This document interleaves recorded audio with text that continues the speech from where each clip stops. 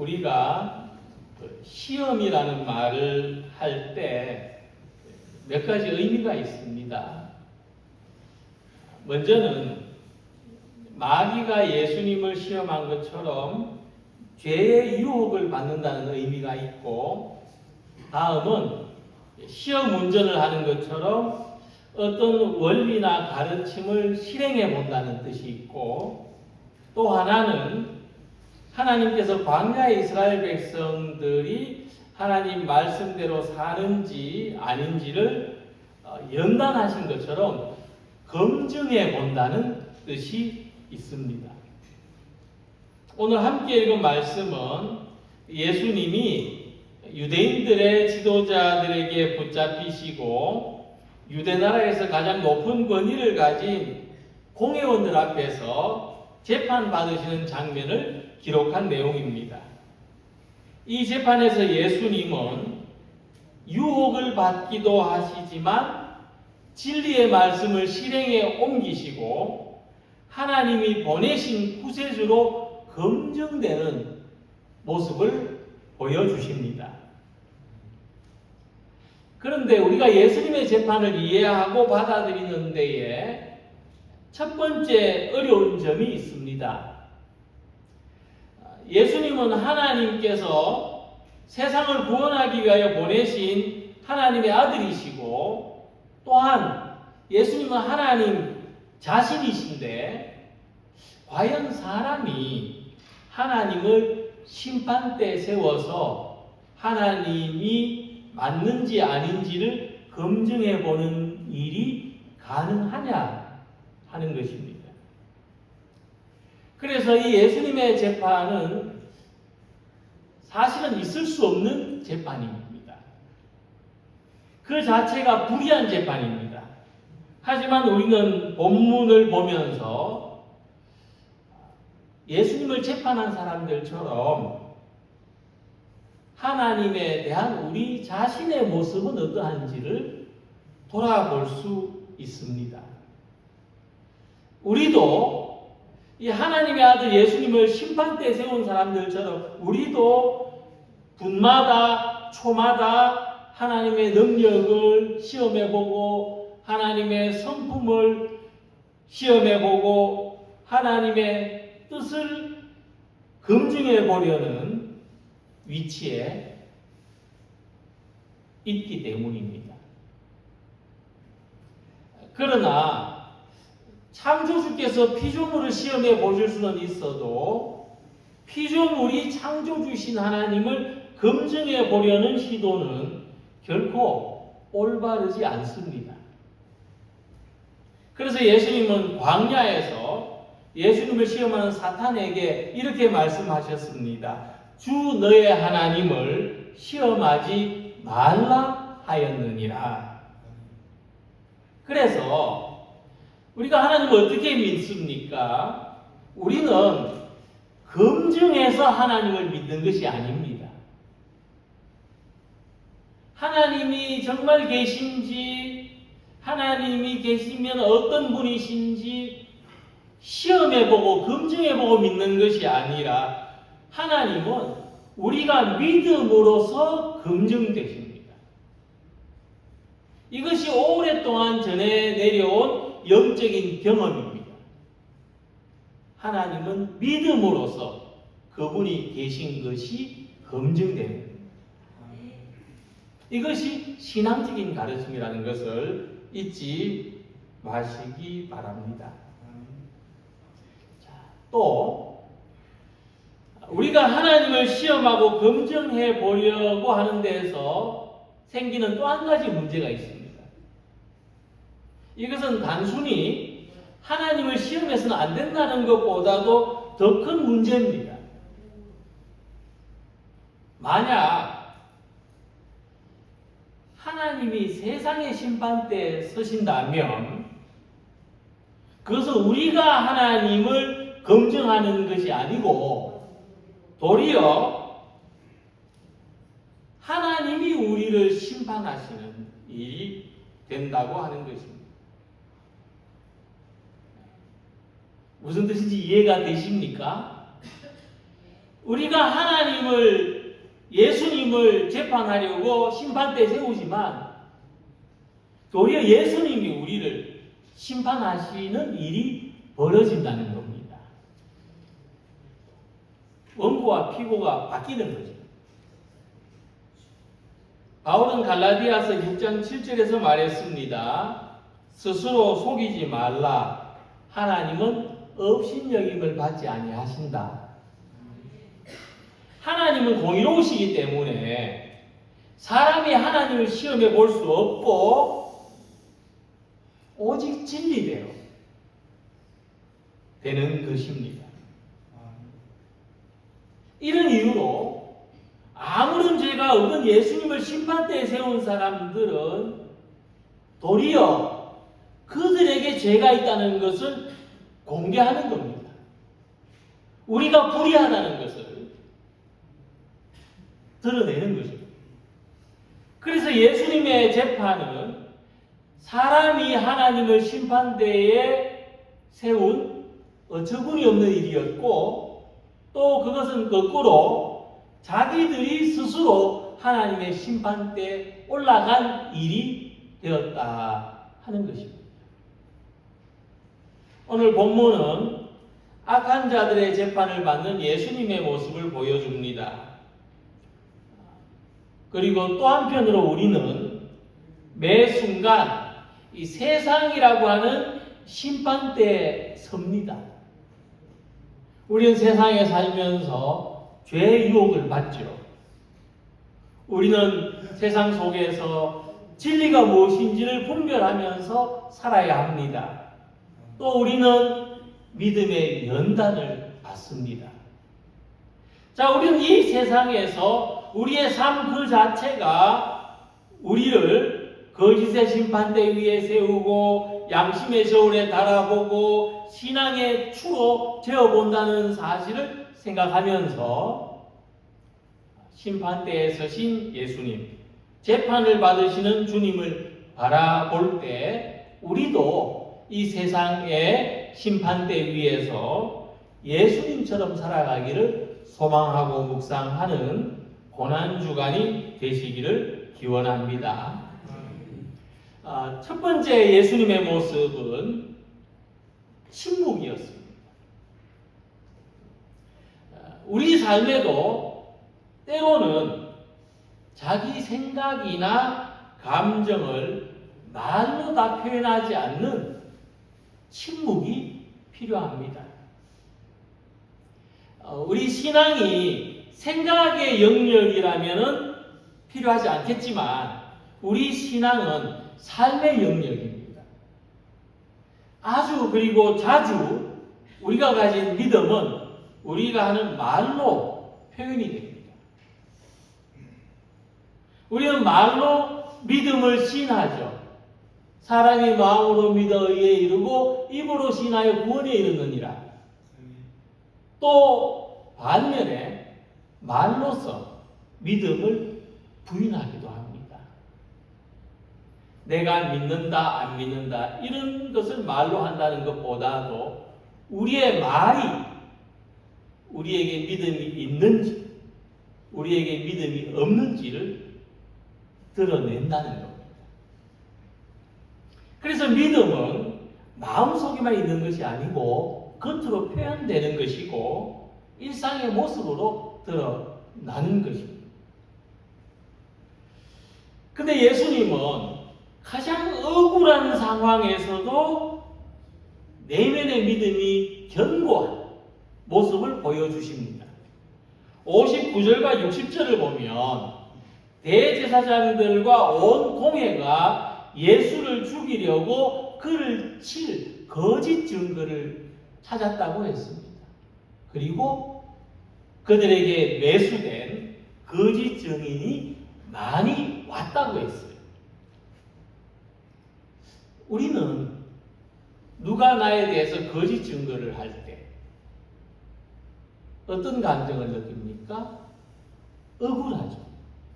내가 하지 않은 일을 했다고 말할 때, 내가 품지 않은 생각을 가졌다고 할 때, 나의 의도와는 전혀 전혀 상관없는 이야기들이 떠돌아다닐 때 억울함.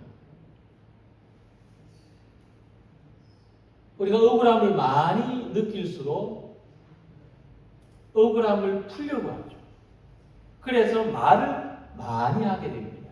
이 사람한테도 호소하고 저 사람한테도 호소하고. 그런데도 속이 우린하지 않아요. 말을 또 더 많이 못해서, 충분하게 해명하지 못해서 말을 하고도 또 억울한 겁니다. 계속 우리 속에서 악순환이 돼요. 하지만 예수님은 말씀으로 해명을 하거나 변명을 해야 되는 억울한 상황에 처하셨음에도 불구하고 침묵하십니다. 예수께서 침묵하셨다. 예수님의 침묵을 우리는 어떻게 적용할 수가 있겠습니까? 우리는 자기의 억울한 감정에 적극적으로 반응하지 않는 것이 필요합니다. 억울한 감정을 느끼고 바라보고 좀 견디는 것이 필요합니다. 누군가 말로서 나를 공격하거나 내가 생각하는 사실과 다른 말을 했을 때 적극적으로 반박하고 해명하려고 하기보다도 속으로 한번 기도해 보시기 바랍니다. 하나님, 지금 내가 말을 해야 됩니까? 아니면 말을 멈춰야 됩니까? 이 짧은 기도가 억울함에 대해서 우리의 태도를 바꿉니다. 이전에는 내가 해결하려고 했다면 이제는 하나님께 맡기는 훈련이 필요한 것입니다. 그래서 사람에게는 침묵하고 하나님께는 말하는, 곧 기도하는 것입니다. 이때 우리가 사람에게 침묵한다고 해서 나는 이제 너하고 더 말 안 해. 나는 너하고 이제 관계 단절하겠어. 이런 뜻이 아닙니다. 이 침묵은 하나님께 맡기는 것이고 내가 언제 말해야 될지, 언제 말을 멈춰야 될지를 아는 선택적인 침묵입니다. 많은 사람이 와서 예수님을 고발했습니다. 그러나 예수님은 거짓 증거 앞에서 아무 말씀을 하지 않습니다. 예수님이 침묵하신 것은 하나님의 주권에 대한 신뢰입니다. 하나님이 알고 계신다. 결국 하나님이 진실을 드러내신다 하는 믿음이 있으셨습니다. 우리가 자주 많은 말을 하거나 변명하고자 하는 것은 내가 하려고 합니다.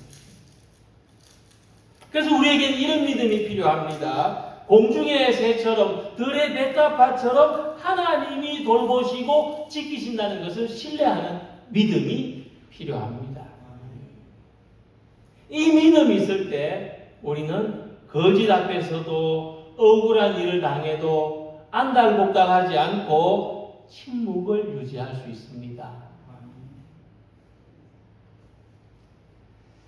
침묵으로 십자가의 고난을 감당하셨던 예수님을 생각할 때 우리는 억울한 상황을 겪더라도 하나님을 신뢰할 수 있기를, 하나님께 맡길 수 있기를 기도해야 됩니다.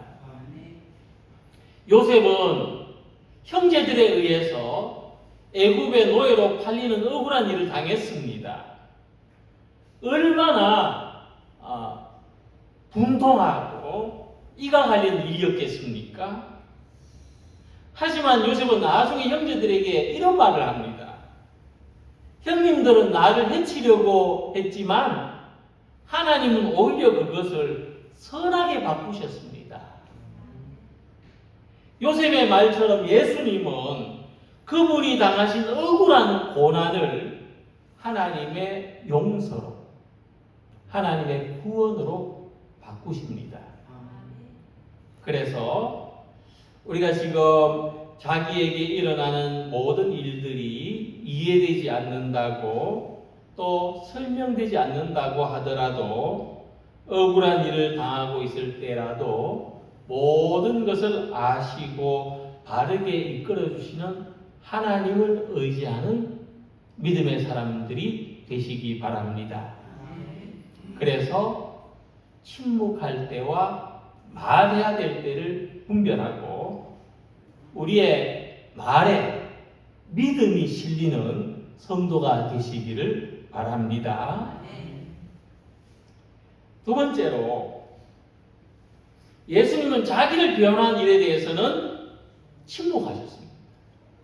그러나 진리를 말씀하실 때는 용감하셨어요. 이것은 우리가 일반적으로 볼 수 있는 모습과 굉장히 반대되는 모습입니다. 우리는 자기를 변호하기 위해서 말을 많이 해야 돼요. 말을 많이 합니다. 근데 우리는 진리에 대해서는 침묵하는 것이 자기한테 이익이 된다고 해요. 하지만 예수님은 네가 하나님의 아들 그리스도인지 우리에게 말하라라고 하는 이 신문에, 이 질문에 자기를 인자라고 대답하십니다.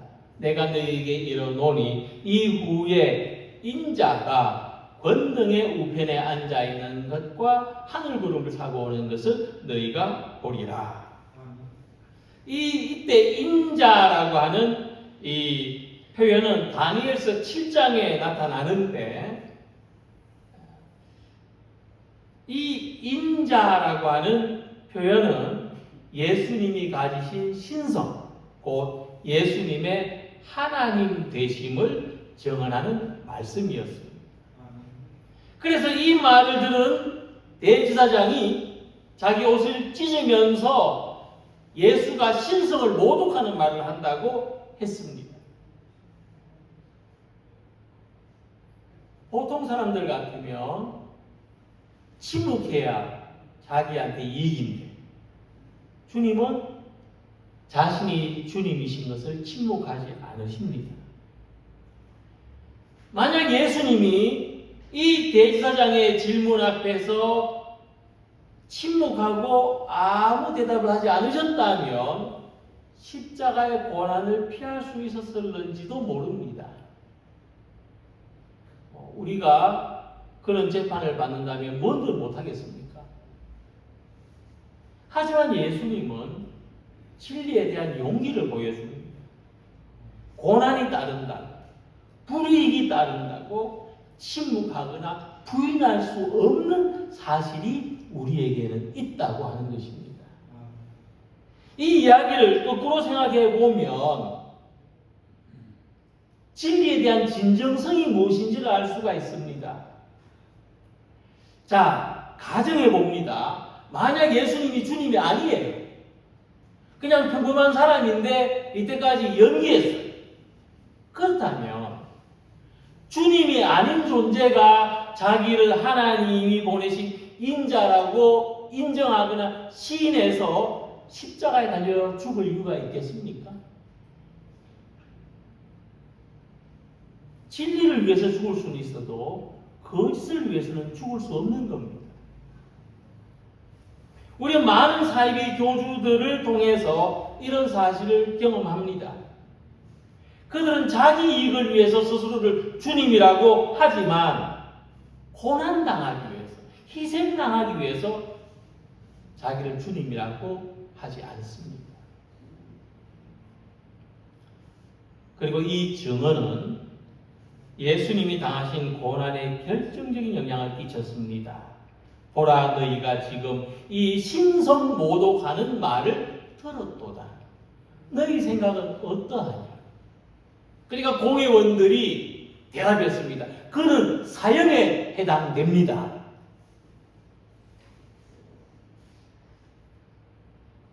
예수님은 십자가의 고난을 두려워해서 자기를 감추지 않으셨습니다. 그냥 나는 평범한 사람입니다 하고 풀려나기를 기대하지 않으셨습니다. 예수님이 진리를 말씀하신 대가는 십자가를 지는 것이었습니다. 모든 사람이 침묵할 때 진리를 말하는 대가는 죽음이었습니다. 그러나 예수님에게는 진리에 대한 용기가 있었습니다. 그렇다면 우리가 진리에 대한 용기를 가지고 살아간다는 것은 어떤 뜻인가? 저는 그것이 무엇보다도 내가 가진 믿음에 대한 정직함을 가지고 살아가는 것이라고 생각합니다.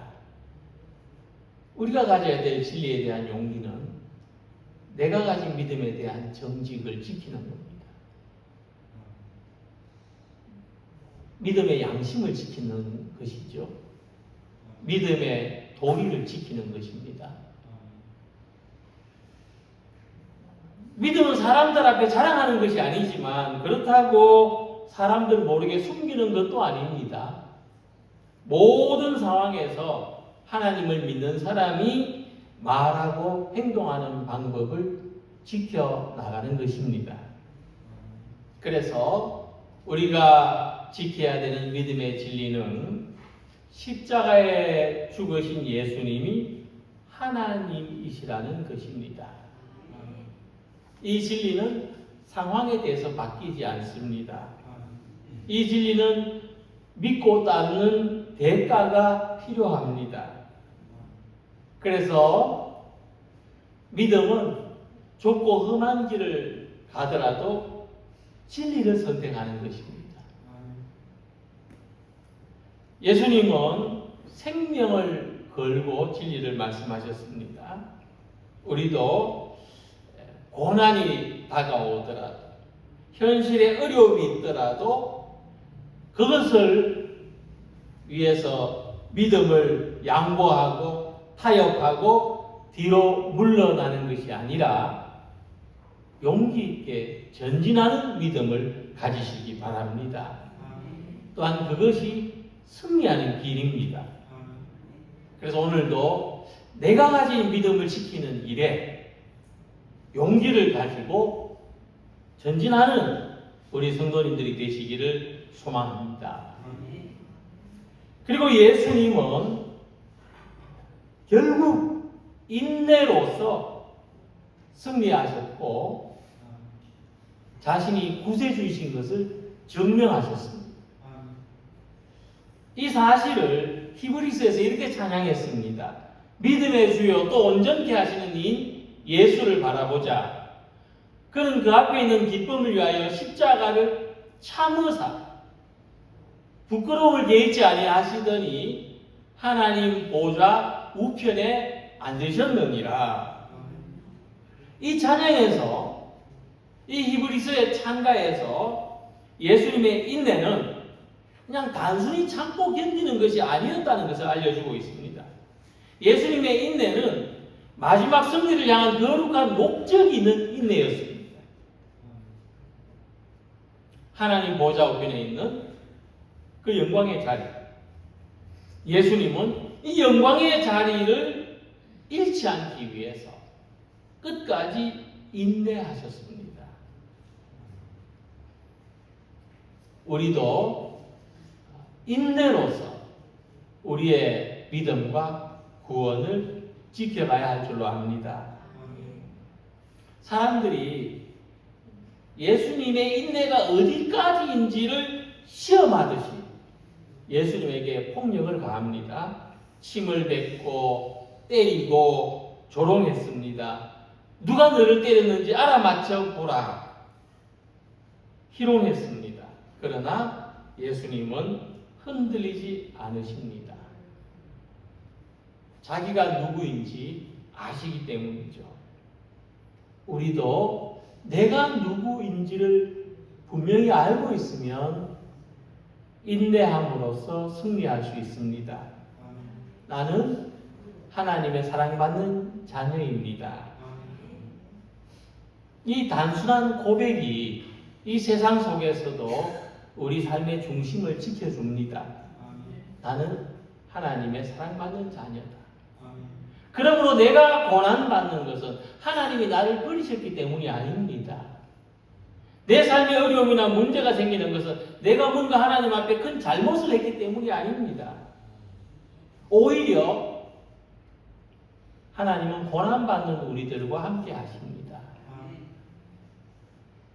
그래서 고난은 우리의 믿음을 시험하지만 오히려 우리의 믿음을 더욱 견고하게 해주는 것입니다. 오늘도 우리가 예수님이 고난받으신 십자가를 바라봅니다. 이번 한 주 동안은 그 어떤 기간보다도 더 십자가를 생각하는 그런 시기가 될 것입니다. 예수님의 십자가는 단순한 종교적인 상징이 아닙니다. 예수님의 십자가는 우리에게 새로운 생명을 주기 위한 구원의 도구입니다. 사도 바울은 예수님의 십자가를 바라보면서 어떤 도덕적인 교훈이나 종교적인 상징을 찾은 것이 아니라 구체적인 삶, 현실적인 삶을 찾았습니다. 그것이 이 말씀입니다. 내가 그리스도와 함께 십자가에 못 박혔나니 그런즉 이제는 내가 사는 것이 아니요 오직 내 안에 그리스도께서 사시는 것이다.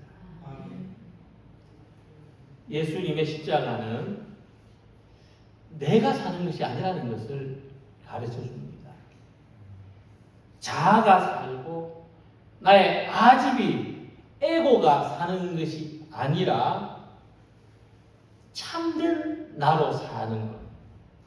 바로 예수 그리스도께서 내 안에서 사시는 새로운 생명을 주는 것입니다. 오늘 본문의 말씀은 예수님의 재판과 고난받으시는 과정을 통해서 우리에게 믿음의 본질이 무엇인지를 잘 보여줍니다. 예수님의 침묵은 우리 삶의 주권자이신 하나님을 신뢰하는 것을 보여줍니다. 예수님께서 구주되심을 인정한 것은 우리가 진리를 믿는 사람이라는 것을, 진리는 끝까지 지키는 것임을 보여주십니다. 예수님의 고난받으심은 우리의 구원은 인내를 통해서 완성되고 승리한다는 것을 보여주시는 것입니다. 이 말씀을 함께 생각하면서 금년도 고난주간을 이렇게 지내보시기 바랍니다. 고난 속에서도 하나님은 일하고 계신다. 고난 속에서도 예수님을 주님으로 믿는다. 고난 속에서 나의 자아는 죽고 예수께서 내 안에 사신다. 이 믿음으로 살아가는 우리 모두가 되시기를 주님의 이름으로 기원합니다. 함께 기도드리겠습니다.